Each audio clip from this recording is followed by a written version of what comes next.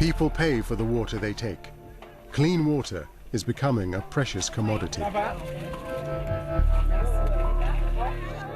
An opaque black soup hosting cholera, typhoid, and other hidden health threats, the waters of Makoko only seldom have their stench of human feces hidden by an offshore wind.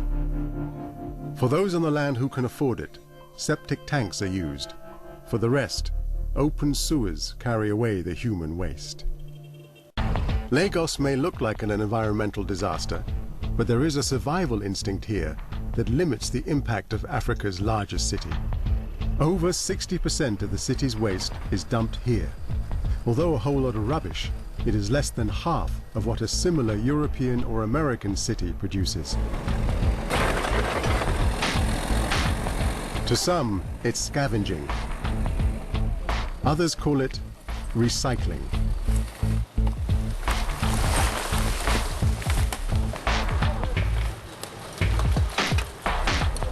We are recycling, we are the scavengers. So everybody has his own item that is dealing with. Some people are dealing with iron, some people are dealing with paper, some people are dealing with plastic, nylon, and so many things like that. Any private individual is allowed to enter the dump at their own risk to scavenge for whatever goods they feel are reusable. They have to be quick.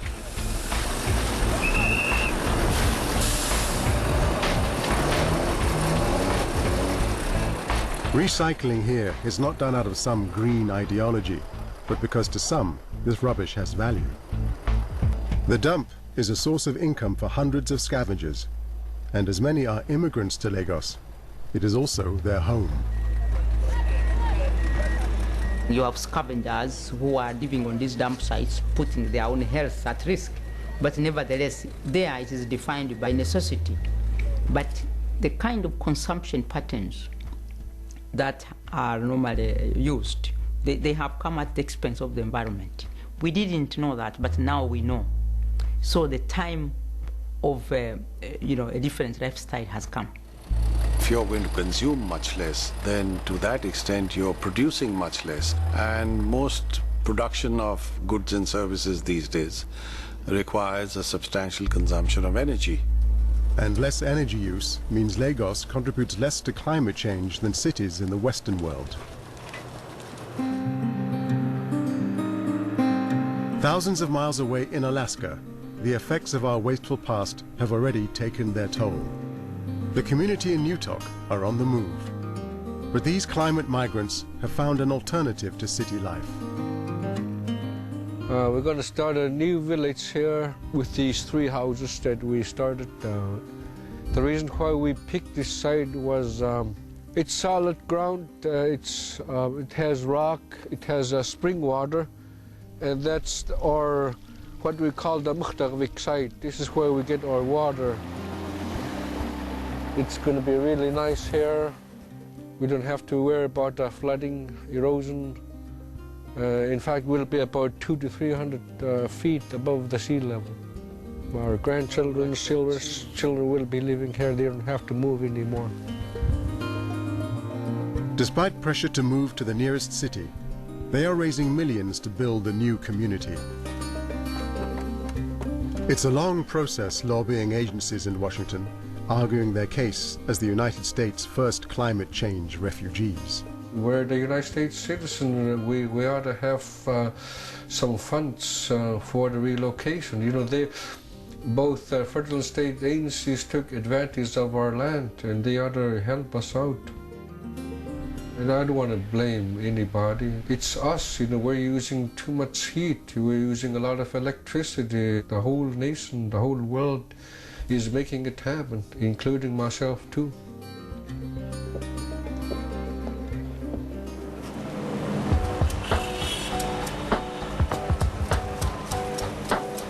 Lagos struggles to cope with a flood of migrants coming in from the countryside. But on the other side of town, it faces an irresistible force of nature, a threat that it shares with Newtok and the Maldives. This is the Lekki Peninsula. Its reclaimed marshland is now a dream home spot for Lagos's growing middle class. it's low-lying and it's very close to the beach, and a lot of people love to build here. But it's a very vulnerable area, very risky, and you have to take into consideration the extent from the waterline to the land because of the rates of erosion. We recommend 500 meters away from the waterline. That will take about 50 years if nothing is done, you know, for your houses to be safe. This is less than 10 meters away from the waterline. Already we have water into the drainage channels and the wall is affected, and any high waves will get into the premises of the estate. Towards the center of town, it is not just luxury beachfront apartments at risk. The city itself is in jeopardy. When we talk about environmental change, climate change, along the coastal area, it's going to impact more because of the sea level rise. Generally, it is low-lying. That's number one. Number two, the energy of the wave is very high. In the whole world, Lagos is about number one in terms of erosion because we record between 25 and 30 meters a year of erosion. This whole environment will just go in a twinkle of an eye. But some of the seawall, built just 4 years ago, is already failing. They worked, but it was up to a point. Now they are being buried by the sand. The waves will push the sand onto the concrete slab, over the protective groins and onto the slab. Over time, the waves, you know, erode the sand gradually. The slabs will subside. While it subsides, the water level and the groins now become level, and now the water is able to come over the groins onto the concrete slab. The sea is already penetrating the city's underground water supplies, contaminating more and more boreholes. The Yupik have already moved. The Maldives expects to move. How long can Lagos resist the sea?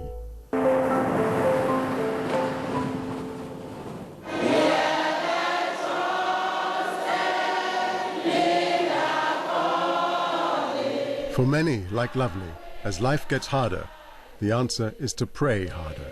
I'm serving on Sunday, and then after serving, I will go to church.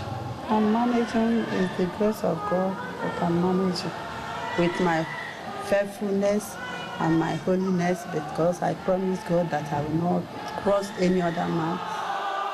The mega churches that dominate the outskirts of the city are testimony to the devout nature of this country, with 90% attending religious services every week.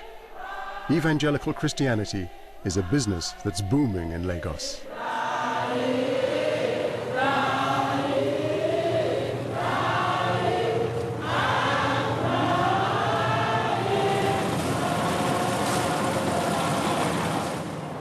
The constant construction of new churches means Olu has at last found work as a carpenter, but the job came at a price. Even though this our work, if you don't get a person, if you don't know how to give person money, you don't give work in this labor.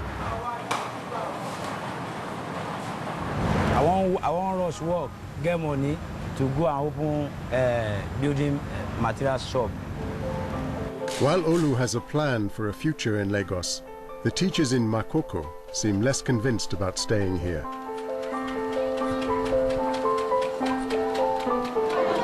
Nous sommes dans la première année cette année. Donc on peut terminer l'année, voir comment est-ce que ça va évoluer.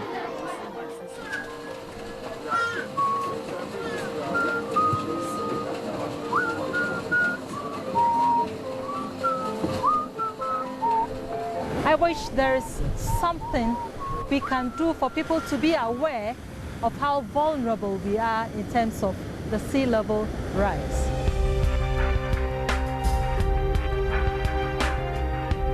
The poor are the most vulnerable to climate change. Developing cities may have contributed less to the problem, but it is people like Olu, Lovely, and the teachers who are most at risk. But Lagos has one great asset. Human beings, of course, they will always go into a survival mode. And we have a situation where you can almost talk of organized chaos. The challenges facing a city like Lagos, I can tell you, once upon a time, they were also facing cities like London, in New York, where it was quite chaotic. The majority of the people living, in slums. The biggest asset that a city like Lagos has is the people. Burgeoning populations are just one of the challenges for our cities in this era of climate change. How will we feed ourselves? How will we adapt to floods and heat waves? And who will pay for the work that must be done? We look for answers next week in Hot Cities.